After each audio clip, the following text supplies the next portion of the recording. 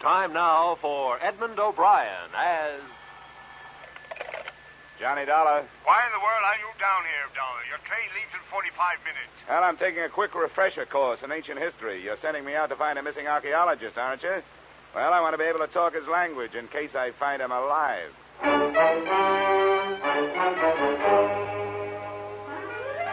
Edmund O'Brien in a transcribed adventure of the man with the action-packed expense account. America's fabulous freelance insurance investigator. Yours truly, Johnny Dollar.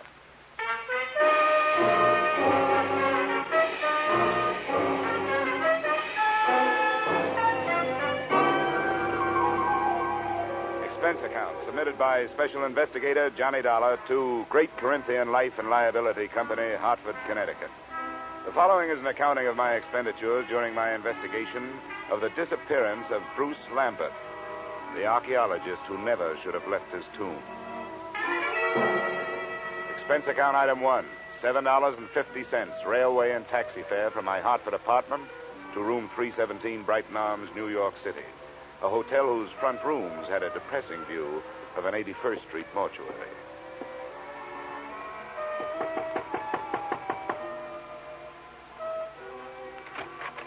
Miss Lambert? Yes, please come in, Mr. Dollar. She was tall without awkwardness, had the physique of an athlete, but still with softness, and a golden tan made her seem out of place, set against the snow heaped on the sill outside the windows. Thank you for coming, Mr. Dollar. I realize that mine was a rather unusual request to make of an insurance company. Not at all, Miss Lambert. The company doesn't want to lose a policyholder any more than you want to lose a brother. But there are a lot of good private detectives in New York. I couldn't afford one. I had thought of notifying the police, but I realized that Bruce's case would be just one of many to them. They're so impersonal. And if there's a chance of any notoriety... Miss Lambert, if you mean that for some reason you'd rather the police didn't find him, you'd better tell me about it. Yes, of course I was going to.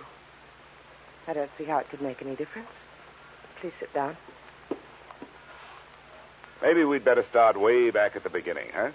That would be in Egypt, wouldn't it? Yes. In the desert some 100 miles west of Thebes. My brother's an archaeologist, and he'd uncovered some ruins. It was quite an important discovery, something about the 12th dynasty. I don't know much about it. You were with him? Yes, I didn't spend much time at the excavation site. I stayed in the village. But the reason the police might make it difficult is that Bruce discovered some relics that he didn't declare to the authorities there. You mean he swiped them? Well, if you're in the habit of using extreme bluntness, I suppose you could put it that way. All right, I'm sorry. Please, Mr. Dollar, this is quite unpleasant for me. If Bruce had stolen all the relics, you wouldn't expect it to make any difference in how I felt about his disappearance, would you? Well, I'm afraid I can't do anything for you. I've got to know these things if I'm going to help you. Wait. I'm sorry. I'll tell you everything I know. All right. What were those relics that your brother didn't declare? Well, I'm not sure how many there were. There was some statuary, an obsidian head of some old king, and then there was a scarab. It was supposed to have been the official seal of this king. Do you know how valuable this stuff is? I'm afraid that it might be very valuable in some circles. That's what I was afraid of, that someone harmed Bruce or even... But there's so many things to be afraid of. He isn't strong. Maybe even his mind. He was injured quite severely in a traffic accident in Alexandria just before we left Egypt. I've got to find out what could have happened to him. Oh, come on. Now. We can't find out this way. What does your brother look like? Is he light or dark? Here's a snapshot. Oh. He's blonde. His hair is straight and was quite long when I last saw him. And that was 4 days ago? Yes. The day our ship docked, I was arranging for my luggage. He just disappeared. What else? What's his build? Slight, medium, heavy? Slight, I'd say. What about his clothes? Well, he was wearing a dark blue suit and a gray overcoat. The right sleeve of both would be empty because his right arm and shoulder are in a cast. Uh-huh. A traffic accident. Yes, both were fractured. I wish I were able to be more help. But I've told you everything I know. He just vanished. Did Did he have any enemies that you know of? No, there's not even that. I can't let myself lose hope. But what can we do? How do you start looking for somebody with so little to go on? Before I answered her question, we started at the beginning again. The second run-through was pretty much like the first. But disappearance from a foreign ship in the port of New York is not as easy as the telling of it. I left the troubled Marcia, checked into an 8th-floor room in the Brighton Arms, where a phone call told me the North Fleet had already sailed. No hope of information there. So I headed for the U.S. Customs Office. Good afternoon. Mr. Nixon? Yes? Well, my name is Dollar. I'm an insurance investigator. The girl outside said you could help me. I'd like to get some information on a passenger who arrived from Alexandria on the North Fleet. North Fleet. Well, I'd have to know the day of arrival and the name of the line. It was 4 days ago. They'd made it... that would make it the 20th. It's a British ship. North Fleet. Well, no. What was the passenger's name? Lambert, Bruce Lambert. Did he clear any luggage through customs? Bruce Lambert. Yeah. Witnessed the examination of one piece of luggage, a suitcase, personal effects, one piece of statuary purchased in Alexandria, no duty. What address did he give you? Bruce Lambert. No street number, no hotel, the Brighton Arms. Oh, the Brighton Arms. Well, don't count on that.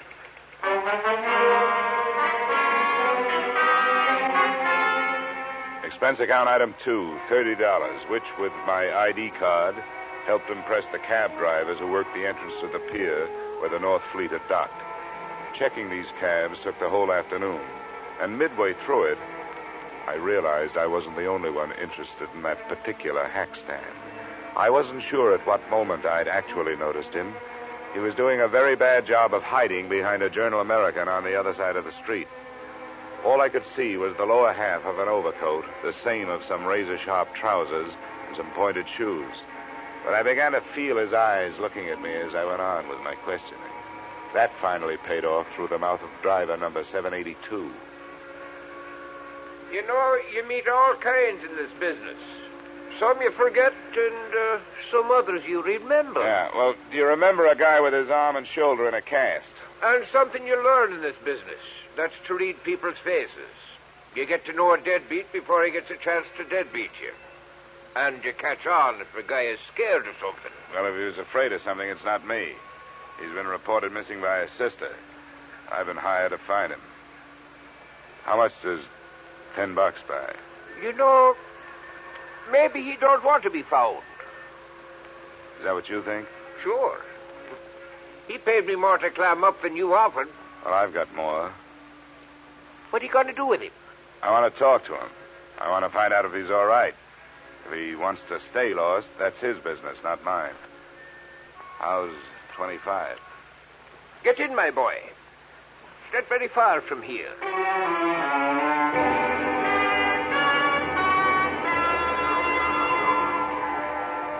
Our destination turned out to be an old red brick hotel near 39th Street between 10th and 11th Avenue. And it occurred to me that as an archaeologist, Lambert was running true to form. He'd even used some ruins to hold up in. One $5 bill brought the information from the room clerk that Lambert was out of his room, and another brought a pass key that let me in.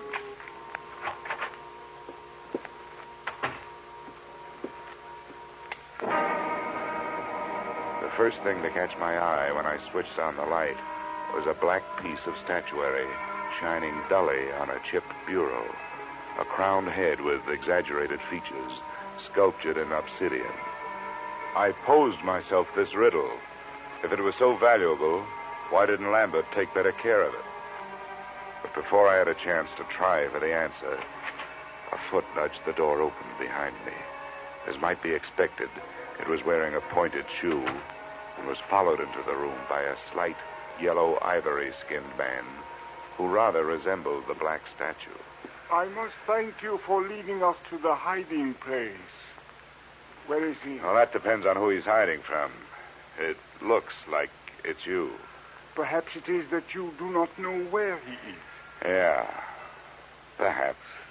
I followed your taxi after you talked with those drivers. That was very smart. Where did you think I expected you to go? What's your interest in Lambert? You were employed by the girl to find him. How much does she pay you? I never talk money with a stranger. Perhaps we will not be strangers for long. The point of importance is that you have not yet found him. Mr. Drummond will pay you $2,000 to do so. Mr. Drummond is generous, but what makes you so sure I haven't found Lambert? Because he is not here. Well, that only means he's someplace else. Please, I have no wish for violence. Well, then put that thing away. In the first place, gunfire, even in this neighborhood, is going to bring the law. In the second place, that's a lady's gun. One of those handbag jobs. You know, you ought to be ashamed of yourself for carrying it. Please, I have no wish to use it. Then get rid of it.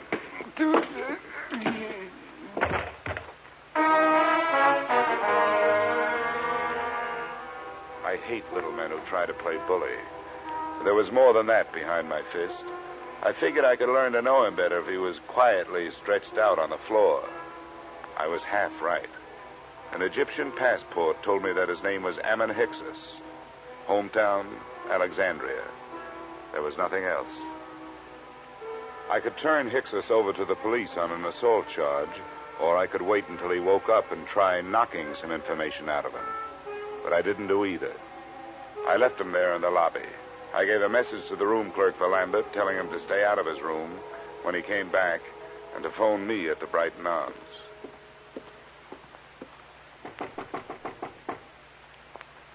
Who is it? Dollar. Oh, just a second. Is there any news? Did you learn anything, Mr. Dollar? Yeah, I made some progress.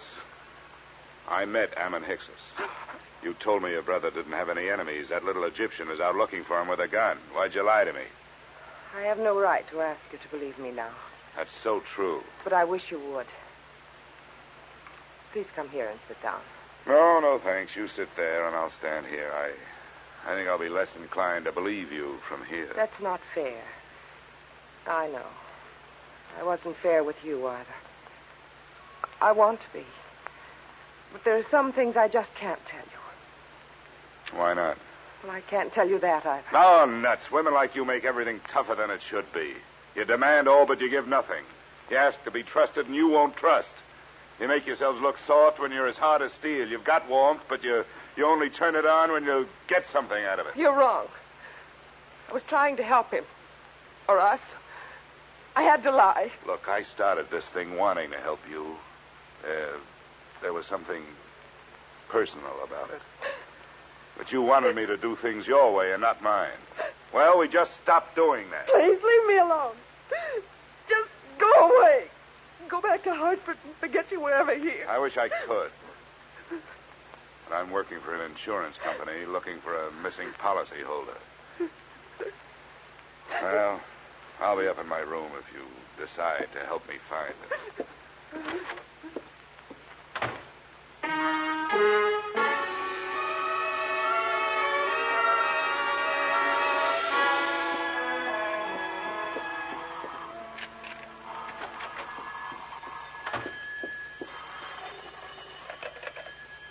Yep, Is this Mr. Dollar? that's right. This is Bruce Lambert. I got your message to call. Where are you now? Not so fast. There were 2 attempts on my life while I was on my way here from Alexandria. I'm not anxious to tell anybody where I am. How did you get into this? Marcia called your insurance company when you took the run out. They hired me. Good for Marcia. Is she all right? Well, that depends on your point of view. I suppose she's being the helpful sister to you, but for me, she's done nothing but act mysterious. I don't get it. She won't tell the truth about you. I hope you do better. She told you she was my sister? Well, sure she did. Why shouldn't she? Well, I can't see why she'd do that. She isn't your sister? No, I don't understand it. She's my fiancée. I don't understand it at all. Where is she? I better talk to her. That's a good idea. Room 317, Brighton Arms. I'll be there with her, waiting for you.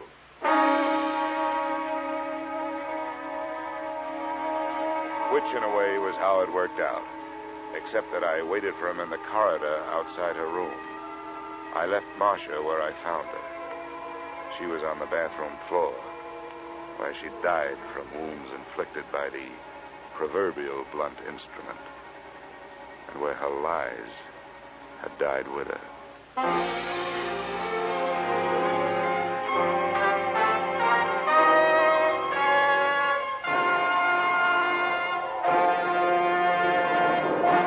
In just a moment, we will return to the second act of yours truly, Johnny Dollar. But first...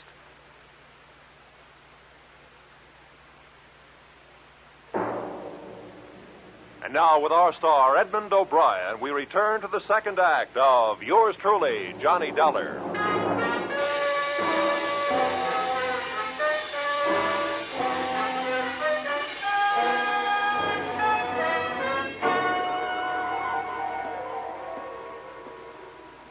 Bruce Lambert? Yes? It's all right, I'm Dollar. Didn't take you long to get here. Where'd you phone from? Just around the corner, a bar. Why do you ask? Where's Marcia? Marcia's dead. I don't believe you. I want to go in there. She isn't dead. Let me in there. Come on, use your head, will you? There's nothing. Oh, your arm. I'm sorry. Look, you don't want to go in there. Believe me, you don't. There's nothing you can do for her. She can't be dead. She can't be. Come on. Where? Why? I want you to come up to my room with me. You've got to do two things. First, give me every reason you can think of why this should have happened.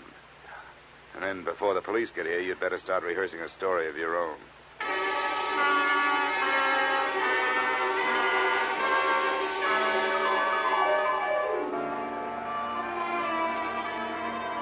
Now, Abbott, the first hole in Marcia's story is that she wasn't in Thieves while you were working on your ruins. That's right. I didn't even know her then. I met her in the hospital in Alexandria after my accident. I was there for 2 months, you see. She was my nurse. But she did know about the relics. That statue and the scarab that I haven't seen. Oh, yes. Here it is. This is the scarab. Oh, yes, she knew. We talked about my little deceit. Well, how little is it really? You talk about 2 attempts on your life. Now we have actual murder. You'd better let me have that scarab. Oh, yes, of course. But surely you don't think the relics are at the bottom of this? They're rare, but not valuable enough for this. Unless someone knows more about them than I do. I doubt that. I've made a thorough study of the 12th dynasty and King Amenemhet III. It's a carving of his head. What do you know about a man named Ammon Hyksos? And another whose last name is Drummond? Hyksos? Ammon Hyksos? Do you know him? Does it ring any kind of a bell? No, I'm afraid not. And Drummond means nothing. Oh, all right. Let's try the 2 attempts on your life. What about them? Well, they happened on the nights of the 17th and the 18th. Both of them could have been accidental, except that, well, the same small man stood near me both times. It would be too much for me to hope you could describe him, I suppose. Well, it was dark. Well, both times I was on the promenade deck, and something heavy was thrown or pushed from the deck above. I reported the second one, and the ship's officer apologized for the carelessness. But you thought enough of it to disappear? Oh, well, I certainly did. Instead of going to the police? Yes. Oh, I suppose it was wrong, but you must understand, I was desperate. Well, we'd better go down to the 3rd floor. I hope the police think more of your story than I do.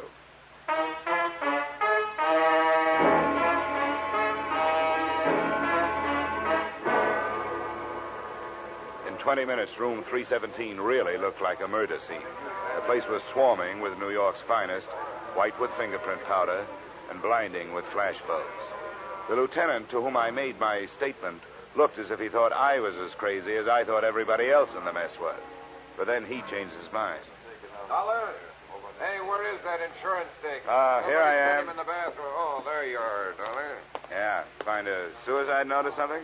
What'd you say that name was? Ammon, Hyksos. Yeah. Well, I guess there aren't too many ways to spell that one, so this must be it. Pillbox. Let me see that. Prescription from Alexandria. Dr. Ammon Hyksos. We'll put a tracer on that phone number you took off him first thing in the morning. Yeah. Hey, you going to take Lambert in for questioning? I guess we'd better. Routine. He's clear as far as I can see. Well, do something for me, will you?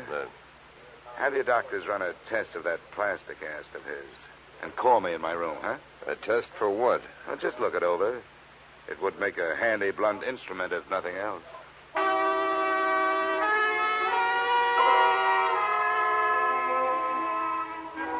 Expense account item 3, $7.50. A few late cocktails, a rare steak, and coffee in the Brighton Arms dining room. After which I picked up an armful of extra editions so I could catch up on what I'd been doing. I self-operated my way to the 8th floor and started toward my room.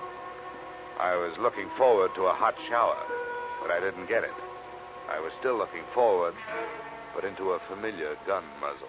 This is the one, Garrett. Ah, yes, Mr. Dollar. May I introduce myself, sir? Garrett Drummond at your service. Our meeting has been postponed too long. Well, there's a difference of opinion on that. You will please open your door. How can I refuse that pint-sized invitation you're still carrying? After you, sir. And I needn't remind you that my friend here is prepared for any rash move upon your part. Look, I'm tired. I don't have a rash move left in me. Close the door, Ammon. I suggest that you sit there, Mr. Dollar, in that unsightly straight-back chair. Thanks a lot. And now, sir, I shall plunge right to the point. Where is that scoundrel, Bruce Lambert? Well? I think I just decided that I don't know. Please, we have no wish for violence. You always say that with a gun in your hand. Well, let's get started. You make your pitch, I'll make my refusal, and we'll see where we go from there. I have already made what I consider to be a generous offer for so unimportant a bit of information as merely the whereabouts of Lambert. $2,000. But if it will expedite matters, I am prepared to expand my offer by another 1,000 on the spot, sir. The higher you bid, the greedier I get. What makes Lambert so important to you? A problem which is entirely out of your province, my boy. How much do you know of Egyptian legends, sir? Oh, no more than $1 worth. Ah, pity. A fascinating subject. Well, sir, Bruce Lambert has in his possession a certain object of great importance, both culturally and economically.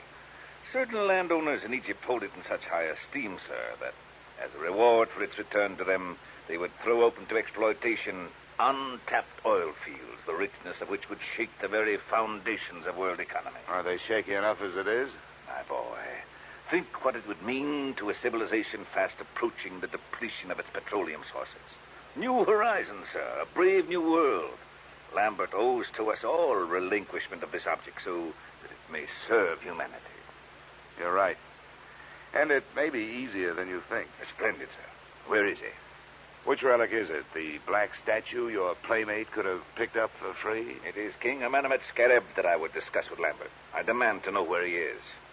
Why waste time on him?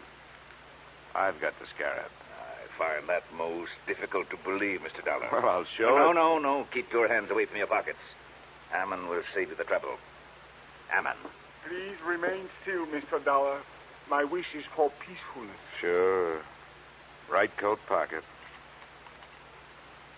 He speaks truly, Garrett. Here it is. What's the matter, Garrett? You don't have that brave new world look anymore. I should be the first to admit, sir, that the lie has been put to the tale I created upon this useless gewgaw. But, Mr. Dollar, now that we are forced to fall back upon the truth, I remind you that it sometimes hurts. Your position has nothing... The desk knows I'm up here. Answered, Mr. Dollar. But be cautious. Unfortunately, I do not share Ammon's aversion to violence. Yeah? Dollar?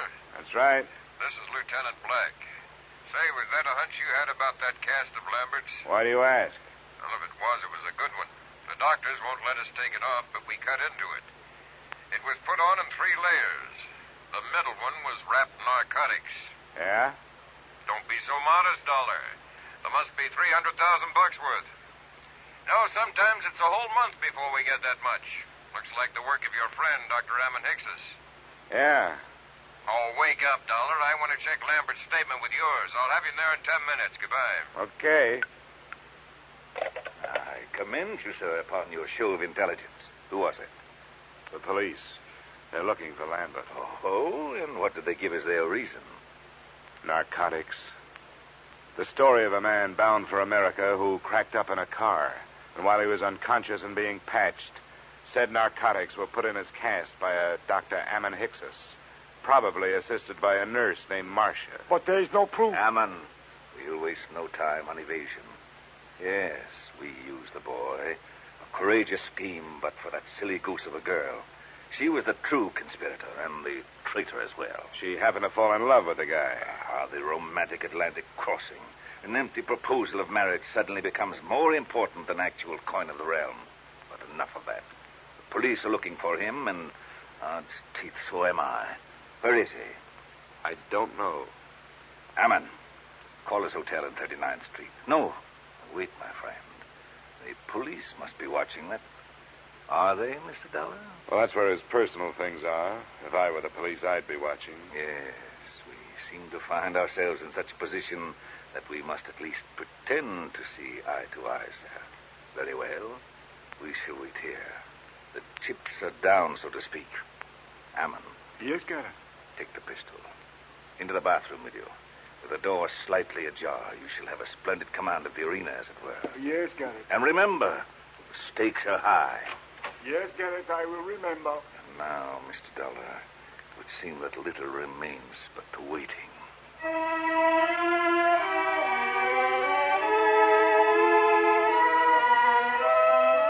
The waiting was more than enough. Drummond settled himself on the bed, facing the door, his pudgy hands folded over his bulging waist. I was still in the desk chair, facing him. As usual, the police were late. 20 minutes passed before we heard the knock on the door. Your guest, Mr. Dollar. Come, we shall go to the door together. Now, keep your back to me and open it. It's your party, Drummond. Come in, Lambert. Not Lambert, the police. Hammond, shoot! Hammond, my friend, help!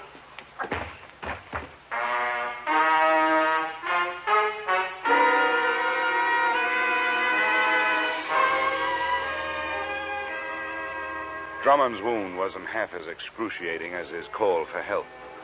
The doctors report that his shoulder will be in a cast, that as soon as the state of New York can gather a jury, he will stand trial on the charge of first-degree murder. The body of Ammon Hickses was taken to the morgue. As an insurance company, you are probably less interested in that than in the fate of your policyholder, Bruce Lambert. That's explained in expense account item 4, $280 hospital bill paid in advance. In view of the possibility that there may be others interested in that $300,000 cache of narcotics he has to carry around with him until his arm is okay, I thought it would be safer to keep him under wraps. Oh, by the way, while he was lying there helpless, I sold him a policy for you covering the scarab and that carved head. Expense account total, $456.90. Yours truly, Johnny Dollar.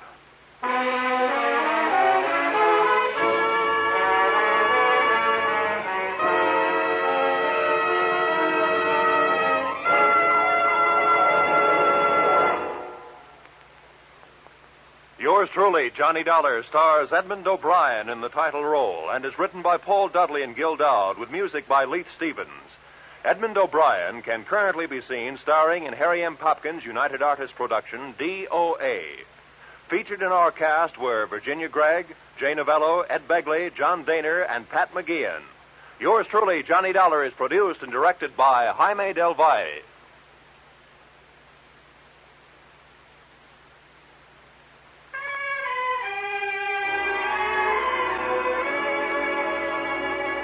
Join us again next week when Edmund O'Brien returns in another adventure of Yours truly, Johnny Dollar.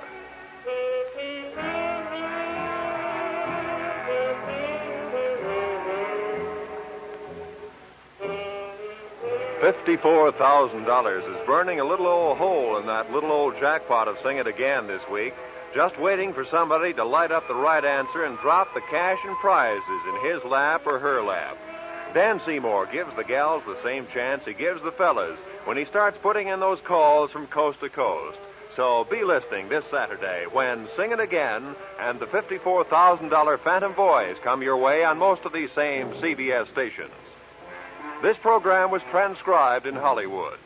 Roy Rowan speaking. This is CBS, where yours truly, Johnny Dollar, meets adventure every Friday night, the Columbia Broadcasting System.